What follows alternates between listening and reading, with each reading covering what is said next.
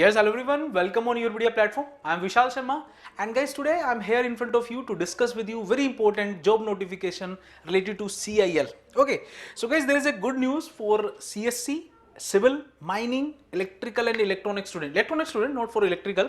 So electrical, civil, and the CSC, mining student. These four branches are eligible to apply for CIL based on your GATE 2022 score. Okay, so if you appeared in this year GATE 2022. Then you are eligible to apply for the engineer management trainee post with the grade pay in the range of 50,000 to 1,60,000 on a grade of E2 grade. Okay, so they are offering E2 grade for all those management training entering into the CIL. Okay, so I'm going to discuss with you the detailed notification. Okay, so as you all know guys, CIL is a government of India Maharatna PSU company, and they are recruiting engineers based on the GATE 2022 score. Okay, so GATE 2022 score. These are the total number of positions. Mining में huge vacancies are there, 699. Okay, so if you are having BTech in that particular domain, mining, there are bumper vacancies for you. Okay, civil में भी बहुत सारी vacancies है, 160 vacancies are there for civil. Electronics and telecommunication, 124 vacancies.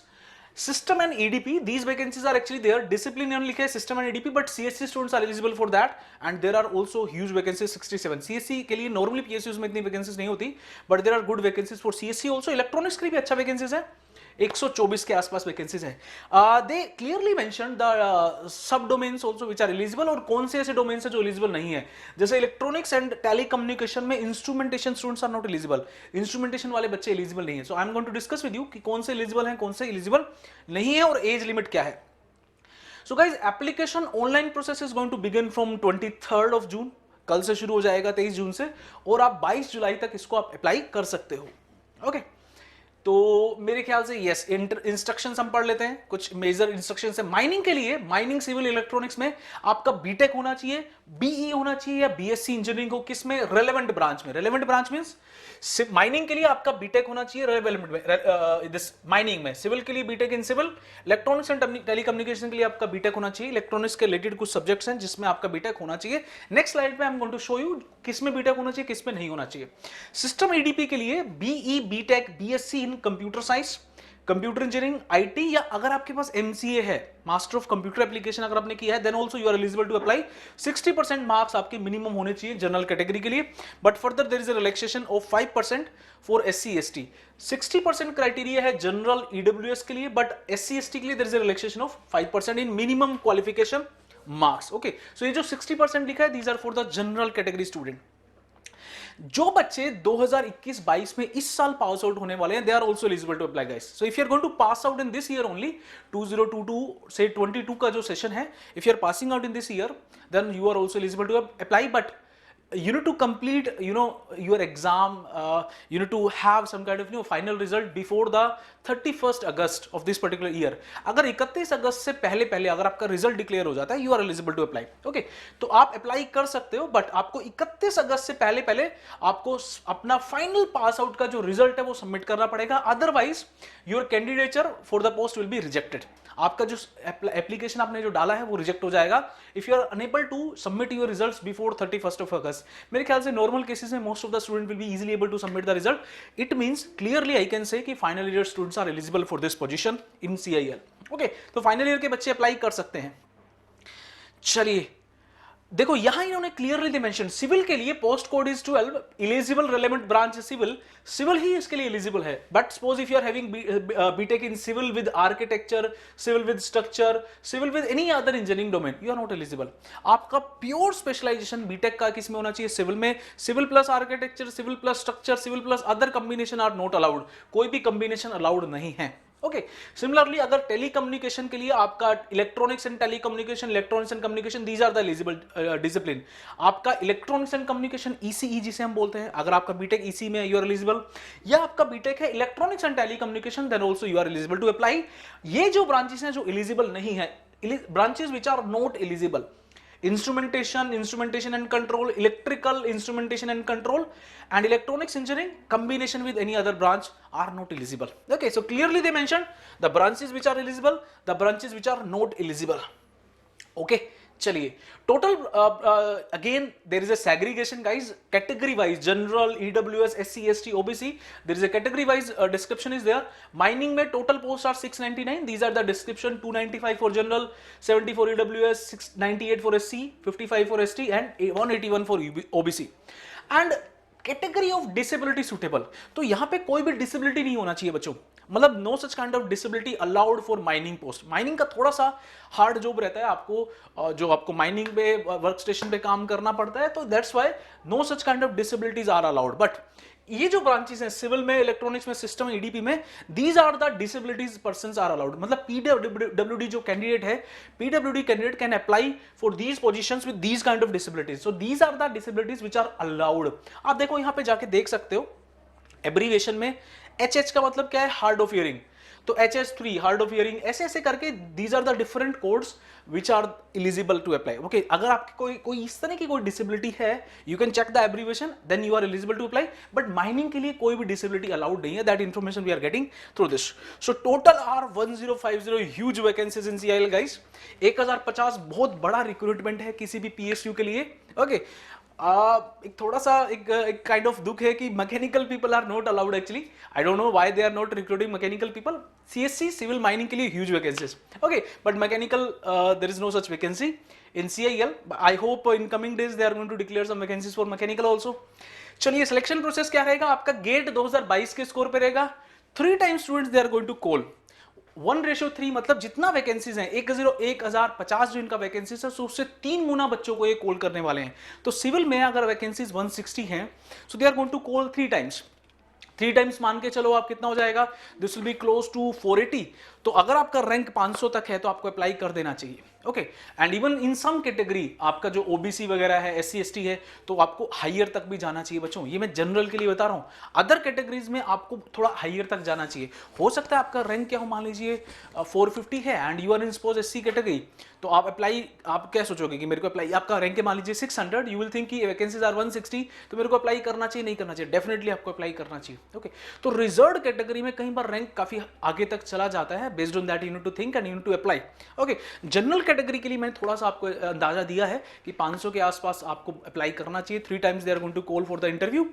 Okay, और बहुत सारे बच्चे apply करने वाले हैं. उसके आसपास भी आप ट्राई कर सकते हो. 600 तक भी आपको रिस्क लेना चाहिए. थोड़ा सा फीस स्ट्रक्चर ज्यादा है. Application fees is high.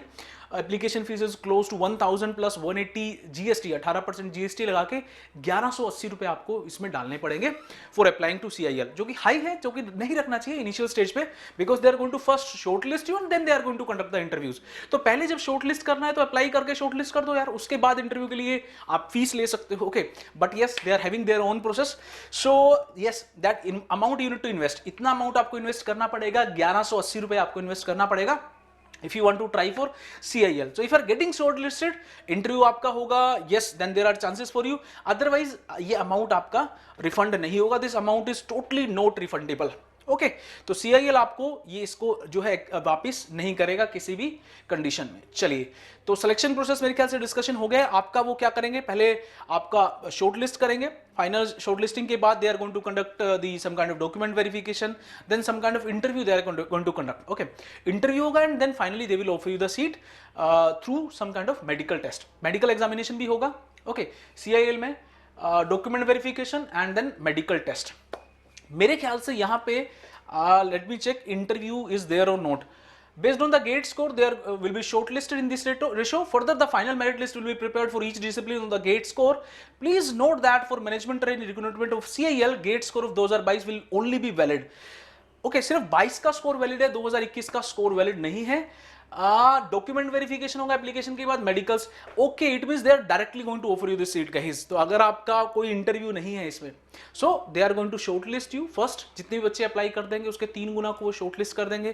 They are going to carry out some kind of document verification and then they will offer you the seat based on some kind of merit list. Okay, चलिए, तो application fees already I discussed, 1080 का जो आपका application fees है. Age limit is 30 साल का age limit है and they are going to check your age based on this particular date, 31 मई 2022 से. तो अगर आप 29 साल कुछ ईयर्स के हो और आपका बर्थडे आ चुका है, मतलब ऑलरेडी आप 30 साल के हो चुके हो, then you are not eligible to apply. Okay, अगर आपको देखना है, अगर आपका बर्थडे इसके बाद आया है, अगर आपका बर्थडे 31 मई के बाद, अगर जून में आपका बर्थडे आया है या जुलाई में आया है या आने वाला है, and you are in the age of 29 and you are just going to complete your 30 years, तो you are eligible to apply, तब आप अप्लाई कर सकते हो अगर आपका बर्थडे 31 मई के बाद आया है। बट अगर आप उससे पहले आपका आ चुका है and you already completed your 30 years, then you are not eligible to apply. Okay, तो based on this particular date you need to check you are completing these 30 years और नॉट। तो जनरल के लिए 30 year is age limit, OBC के लिए 3 साल का relaxation है, ओबीसी एनसीएल के लिए। एससी एसटी के लिए again there is a relaxation of 5 years. PWD के लिए 10 साल का जनरल के लिए है, ओबीसी के लिए 3 साल का है एडिशनल, तो 10 जमा 3 13 साल का रिलैक्सेशन है। एससी एसटी पीडब्ल्यूडी के लिए there is a relaxation of 15 years. Okay, reservation रहेगा ईडब्ल्यूएस के लिए भी, यू कैन चेक ईडब्ल्यूएस की ये जो कंडीशंस हैं आपको मीट करनी चाहिए, you can apply under OBC and EWS category also. तो ओबीसी के लिए ये जो आपको चेक करना पड़ेगा, इस तरह का आपके पास सर्टिफिकेट होना चाहिए। They mention some kind of notification, based on that notification you need to have. EWS के लिए भी these are the criterias you need to fulfil, and if you are meeting that criteria you can have a kind of EWS certificate and then you can avail that facility also. Okay, तो initially वो आपको ये वाला space के लिए offer करेंगे 50,000 से 1,60,000 का पे बैंड रहेगा। इनिशियली ट्रेनिंग पीरियड में आपको 50,000 देंगे पर मंथ। 1 साल के बाद ट्रेनिंग पीरियड खत्म होने के बाद they are going to absorb you on a regular basis with E3 grade. E3 grade पे रेगुलर एब्जॉर्ब करेंगे and then they are going to offer you salary in this pay band 60,000 to 1,80,000 ये पे band होता है, जिसका basic पे 60,000 है। 60,000 पे कुछ डीए लगेगा 18 से 20%, फिर आपका एचआरए लगेगा, बहुत सारी चीजें हैं, एचआरए, डियरनेस अलाउंसेस, ये सारा कुछ मिल मिला के मेरे को लग रहा है 80-85,000 आपका इनिशियल, उससे ज्यादा ही बनेगा, वो आपका इन हैंड बन जाएगा, वो इन हैंड सैलरी होगा आपका इनिशियली। ओके, तो 3 लाख का इसमें एक बॉन्ड भी है, service agreement bond is there 3 lakh का। अगर आपको फाइनली ये ऑफर करते हैं सीट, तो आपको 3 लाख का एक बॉन्ड सबमिट करना पड़ेगा कि आप मिनिमम 5 साल के लिए, मतलब 60 मंथ्स के लिए मिनिमम आप जॉब करोगे। If you are living the job before that, तो ये जो 3 लाख का बॉन्ड है ये एब्जॉर्ब हो जाएगा, then they will they are not going to return that money. Otherwise अगर आप कंटिन्यू रहते हैं सीआईएल के साथ, so they are going to refund that money with interest, वो आपको विद इंटरेस्ट ये वापस कर देंगे। ओके, मेडिकल एग्जामिनेशन होगा, you can go to CIL website, coal India limited. If you want to apply, CIL पे जाना है, कैरियर पे जाना है, then job set CIL, you can then find some link और वहां पे आप अप्लाई कर सकते हैं। ओके, सो बच्चों बहुत अच्छा अपॉर्चुनिटी है आपके पास। If you appeared in this year GATE, और अगर आपने क्रैक किया है कुछ अच्छे स्कोर के साथ, then there is a very good opportunity for you. Okay, further for any kind of query you can contact at this particular address also, or you can shoot your query through some kind of email address available on CIL website. Okay, so very good opportunity guys for all of the students who are from these particular branches: mining, CSC, electronics, and civil engineering student. Okay, and if your gate score is sufficient, then you can apply. Okay, other meeting eligibility also you can check and you can apply accordingly. Thank you very much. Please subscribe the Europedia YouTube channel for getting regular job notification. Thank you very much. Have a nice day. Keep preparing.